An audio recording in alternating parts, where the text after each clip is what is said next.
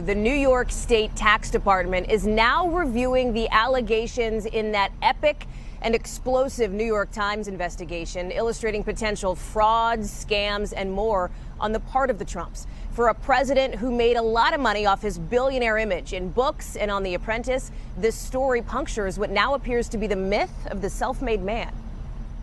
It's not been easy for me. It has not been easy for me. It's a classic bootstrap story, as the president paints it, basing his brand on making a lot out of a little.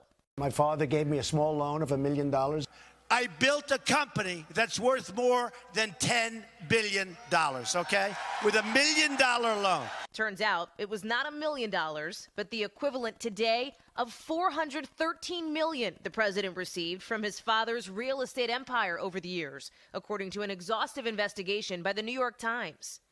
The paper says much of this money came to Mr. Trump because he helped his parents dodge taxes. He and his siblings set up a sham corporation to disguise millions of dollars in gifts from their parents, with records indicating Mr. Trump helped his father take improper tax deductions worth millions more. Tax experts describe what they think could be a pattern of deception and obfuscation.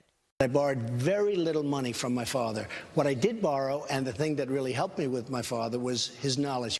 Fred Trump was enormously wealthy. He found innovative ways to begin moving that money to his children in ways that either outright evaded or in some cases appear to have broke tax laws.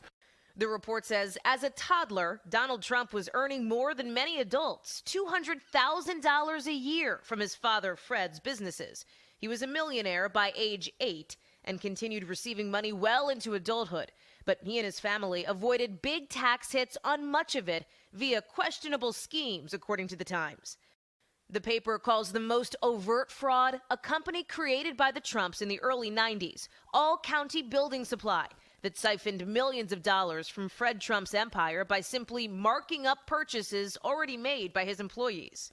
The Times based its reporting on tens of thousands of pages of financial records, like bank statements and tax returns, documents NBC News has not independently seen or reviewed. The White House now suggesting the Times owes President Trump an apology.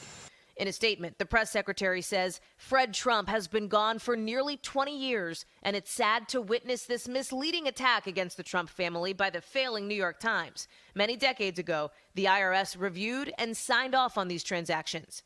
The president's attorney, Charles Harder, says the allegations of fraud and tax evasion are 100% false and highly defamatory.